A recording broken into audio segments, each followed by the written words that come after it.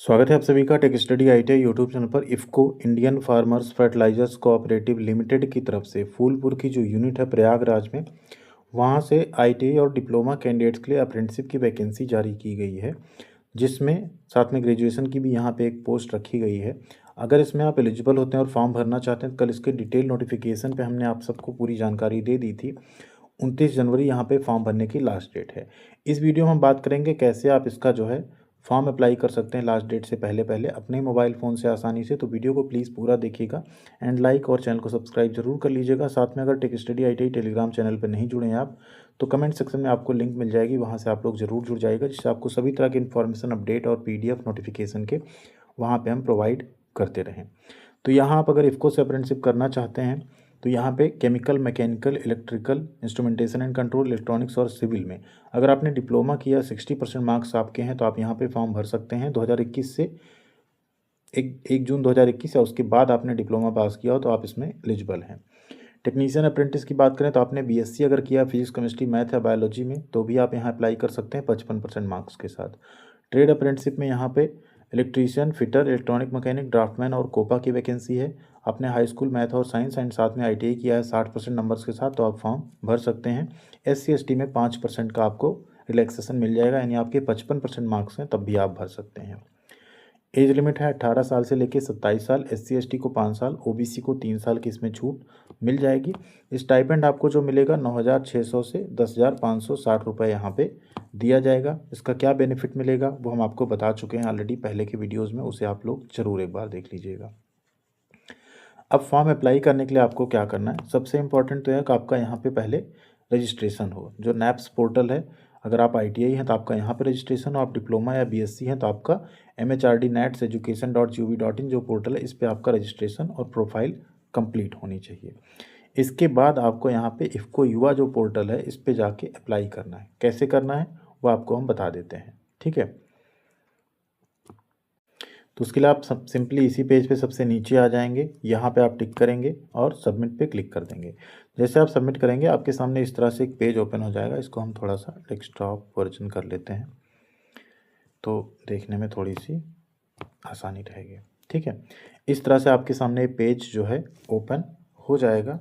और जब ये पेज आपके सामने ओपन होगा तो सिंपल अब आपको क्या करना है, जो जो जहाँ पे टिक मार्क है वो मैंडेटरी है। जैसे अप्लाइड, अब आप किसके लिए अप्लाई कर रहे हैं तो आईटीआई फिटर, इलेक्ट्रीशियन जो आपका उसे आप सेलेक्ट करेंगे। फिर यहाँ पे डेट ऑफ पासिंग यानी आपका रिजल्ट कब आया वो यहाँ पे देखिए सबसे पहले पूछा जा रहा है कि आपने आईटीआई एक्चुअल में पास कब की है, तो वो आपको यहाँ पे सेलेक्ट करना होगा कि कब आपने आईटीआई पास की है। नेक्स्ट आता है आपका फर्स्ट नेम, आपका क्या है वो आप लिखेंगे। लास्ट नेम, मिडिल नेम कुछ है तो आप लिख सकते हैं, नहीं तो आप खाली भी छोड़ सकते हैं। फादर्स नेम में आप यहाँ पे इंटर कर देंगे पापा का नाम। नेक्स्ट आता है मदर्स नेम। मदर्स नेम यहाँ पे मैंडेटरी तो नहीं, लेकिन आप चाहें तो इंटर कर सकते हैं। एड्रेस यहाँ पे पूछा जाएगा, उसे आपको लिख देना है। जो भी आपका एड्रेस होगा उसे आप यहाँ पे लिख देंगे। फिर आता है आपका मोबाइल नंबर, एक ओटीपी आएगा उसको वेरीफाई कर देंगे। यहाँ से इंटर करके सेंड ओटीपी पे क्लिक करेंगे, ओटीपी आएगा भर के वेरीफाई कर देंगे। Mail ID, send OTP, verify करेंगे यहाँ इंटर करके।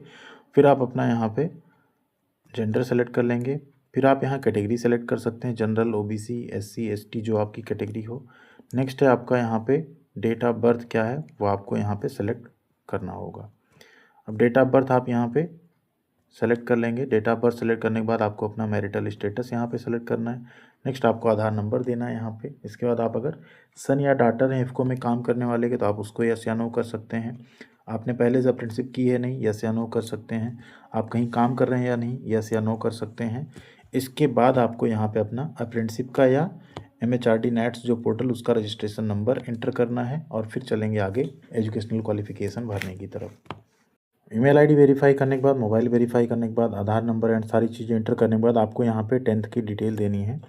इसमें देखिए कॉलेज एंड यूनिवर्सिटी का आपसे नाम पूछ रहा है कि आपने 10th कहाँ से पढ़ा है वो आप दे देंगे।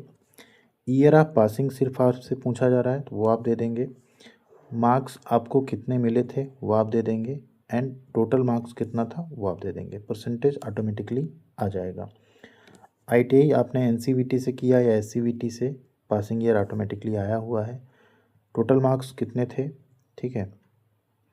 आपको नंबर कितने मिले वो आप एंटर कर देंगे। हमने यहाँ पे उल्टा हो गया एक्चुअल में, हमने यहाँ पे सैंपल के तौर पे एंटर किया है। आप लोग अपना एग्जैक्ट नंबर जो है वो एंटर करिएगा।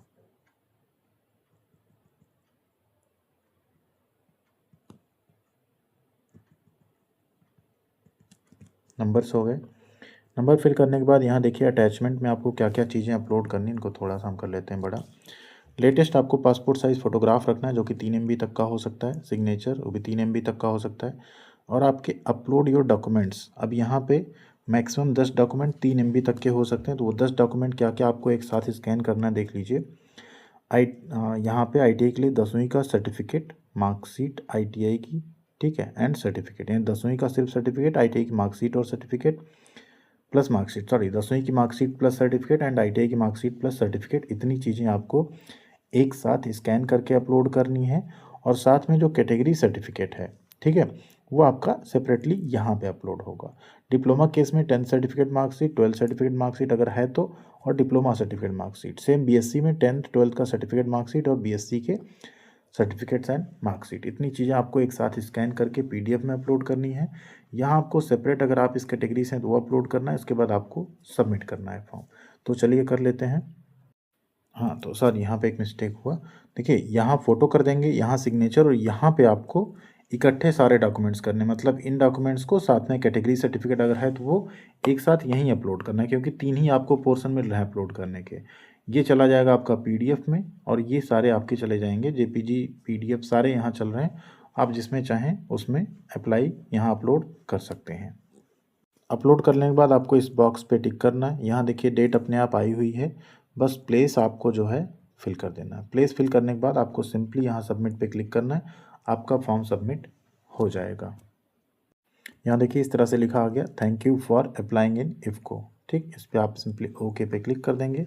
आपका फॉर्म सबमिट हो चुका है। आप यहाँ से अपना प्रिंट कर सकते हैं जो सबमिटेड एप्लीकेशन फॉर्म है उसे। चलिए इस पर क्लिक करते हैं। ये आ गया यहाँ पे आपके फॉर्म का प्रिंट आउट, जिसे आप लोग सुरक्षित रख लेंगे। इसे आपको डॉक्यूमेंट वेरिफिकेशन के टाइम पे मांगा भी जा सकता है। तो simple steps the form apply करने के। अप्लाई करने का लिंक हम टेलीग्राम पे भी शेयर कर देंगे, कमेंट सेक्शन में भी लिख देंगे, एंड साथ में वीडियो के डिस्क्रिप्शन में भी है, जहाँ से आप चाहें वहाँ से क्लिक करके इसका फॉर्म फिलअप कर सकते हैं। बाकी इस वैकेंसी का बेनिफिट क्या है, तो ITI कैंडिडेट्स तो कोई भी अप्रेंटिसशिप करते हैं तो आप सबको पता है कि वो 1 ईयर की अप्रेंटिसशिप नहीं होती, 1 ईयर का एक्सपीरियंस भी आपका काउंट होता है। तो आप लोग कर सकते हैं। बाकी इफ़को में कई बार परमानेंट जॉब आती है तो आप लोगों को मौका यहाँ पे मिल जाता है। उनमें जो अप्रेंटिसशिप कैंडिडेट्स होते हैं उन्हें यहाँ पे प्रेफरेंस दे दिया जाता है। तो ये भी बेनिफिट आपको मिल सकता है इफ़को फूलपुर की अप्रेंटिसशिप करने के बाद। थैंक यू वेरी मच, ख्याल रखिएगा अपना। मिलते हैं अगली अपडेट के साथ अगले वीडियो में।